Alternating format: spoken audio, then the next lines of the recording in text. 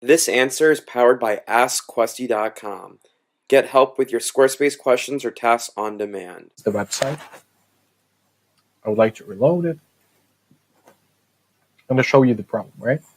So this is named overflow X, and the best way to fix it, just apply something like this, overflow X hidden. And in this case, it won't be possible to go to that site, and you won't have this vertical line on the right of your website. So how do we do this? In Squarespace, I just go to my website. Okay. I'm sorry, this is just a test version. Something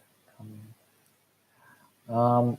Okay, so, and I just do something like this, just body and overflow X hidden, like this. Oops, about it. So something like this, and then I just hit save, and that's it.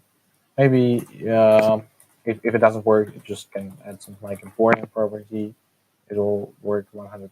So something like this. Just insert it in your custom CSS, and it will work fine. Was this helpful? Ask a Squarespace question now. AskQuesty.com.